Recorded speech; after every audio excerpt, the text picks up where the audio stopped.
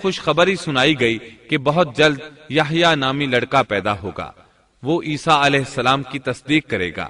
یہاں کلمت اللہ سے مراد عیسیٰ علیہ السلام ہیں۔ اس طرح زکریا علیہ السلام کے ہاں چاند جیسا بیٹا پیدا ہو گیا۔ یہ جو ہی بڑے ہوئے، ان کے پاس اللہ تعالیٰ کا پہلا حکم پہنچا، یا یحییٰ خذ الکتاب بقوة وآتیناہ الحکم صبیا۔ اے یحییٰ، میری کتاب کو مضبوطی سے تھام لے، اور ہم نے اسے لڑکپن ہی میں دانائی عطا فرما دی۔ اللہ تعالیٰ نے آپ کو نو عمری ہی میں حکمت اور دانائی عطا فرما دی۔ تفاسیر میں ہے کہ بچوں نے یحییٰ علیہ السلام سے کہا آؤ کھیلیں۔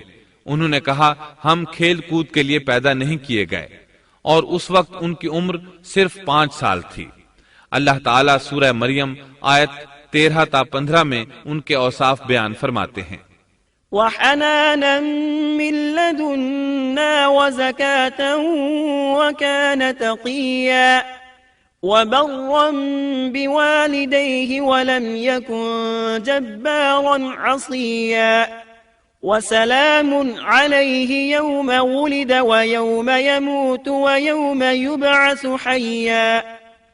اور ہم نے انہیں اپنے پاس سے شفقت اور پاکیزگی بھی عطا فرمائی، اور وہ پرہیزگار شخص تھا اور اپنے ماں باپ سے نیک سلوک کرنے والا تھا، وہ سرکش اور گناہگار نہ تھا۔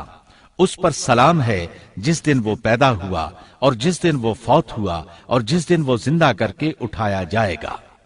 مورخین لکھتے ہیں کہ یحییٰ علیہ السلام کی پیدائش کے صرف 6 ماہ بعد عیسیٰ ابن مریم علیہ السلام پیدا ہوئے، یعنی زکریا علیہ السلام کی دعا کے 6 ماہ بعد مریم علیہ السلام کی طرف بھی اللہ تعالیٰ نے وحی بھیجی تاکہ اللہ تعالیٰ انہیں عیسیٰ علیہ السلام جیسا لخت جگر عطا کریں۔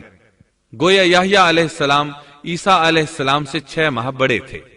یحییٰ علیہ السلام بڑے ہوئے تو اپنے والد زکریا علیہ السلام کے ساتھ بنی اسرائیل کو اللہ کی طرف دعوت دینے لگے۔ اس وقت ایک ظالم شخص ان پر حکمران تھا۔ اس نے اپنے بھائی کی بیٹی سے شادی کرنے کا ارادہ کیا، اگرچہ ان کے دین میں یہ حرام تھا۔ اس نے یحییٰ علیہ السلام سے اس شادی کی اجازت طلب کی، اس لیے کہ ان کی نبوت کا اس وقت تک چرچا ہو چکا تھا اور وہ ان کے درمیان شریعت کے مطابق فیصلے کیا کرتے تھے۔ فتویٰ لینے کے لیے وہ تحفے تحائف کے ساتھ آپ کی خدمت میں آیا۔ یحییٰ علیہ السلام نے لوگوں کو جمع کیا اور خطبہ دیا کہ لڑکی کی اپنے چچا سے شادی حرام ہے۔ بادشاہ اور وہ لڑکی یہ فیصلہ سن کر غضبناک ہو گئے۔ لڑکی نے بادشاہ سے کہا تم یحییٰ کو قتل کرا دو، تب ہماری شادی ممکن ہے۔ بادشاہ نے ان کی طرف اپنے سپاہی روانہ کر دیے۔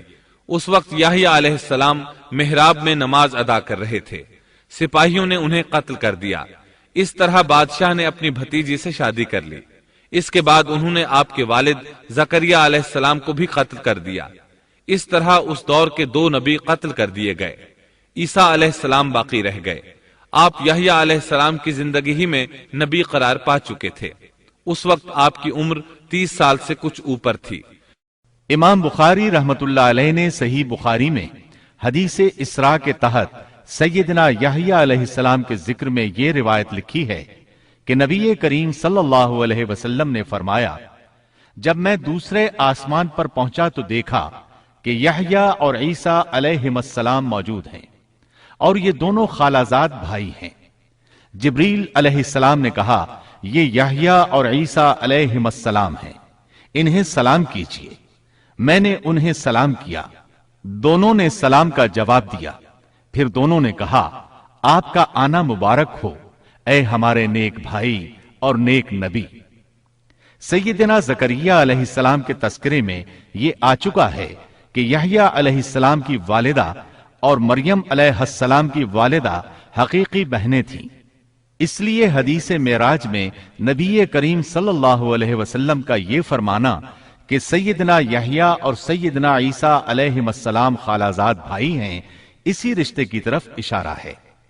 دنیا میں اس سے زیادہ شقی اور بدبخت کوئی اور نہیں ہو سکتا جو ایسی مقدس ہستی کو قتل کر دے جو نہ کسی کو ستاتی ہو اور نہ کسی کے مال و دولت پر نظر رکھتی ہو، بلکہ اس کے برعکس بغیر کسی طمع اور اجرت کے اس کی زندگی قوم کی اصلاح اور خیر خواہی کے لیے وقف ہو چکی ہو۔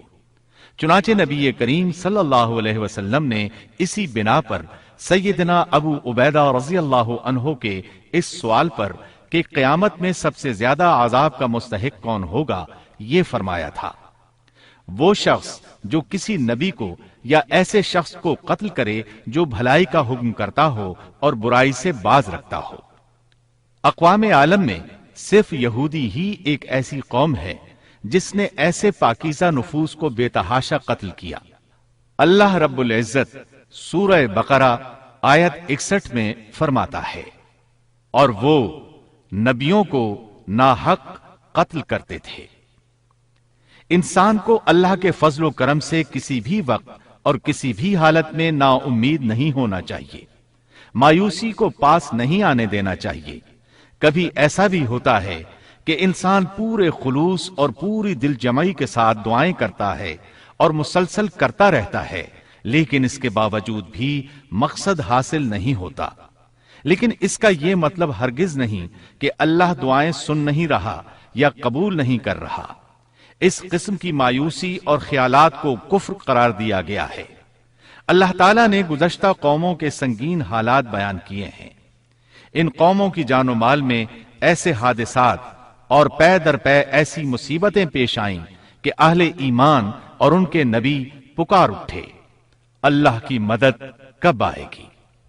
ऐसी सख्त घड़ियां खुशियों का पेश खेमा हुआ करती हैं और मुसीबतों का दौर खत्म हो जाता है। जो लोग अल्लाह की क़ज़ा व क़द्र पर भरोसा रखते हैं वो ऐसे लम्हात में मुसीबतों की दलदल से निकल जाते हैं और उन्हें अल्लाह ताला की तरफ से एक नई जिंदगी अता की जाती है। सैयदना ज़करिया अलैहिस्सलाम जिंदगी भर नबूवत के वारिस के लिए बेचैन रहे, लेकिन अल्लाह ताला से यही हुस्न ज़न रखा कि ऐ परवरदिगार, मैं आपसे मांगकर कभी बेमुराद नहीं रहा। सैयदना ज़करिया अलैहिस्सलाम की उम्र की आखिरी मंजिल आ चुकी थी और आपकी बीवी साहिबा बांझ थी। सारी जिंदगी गोद औलाद से खाली रही थी।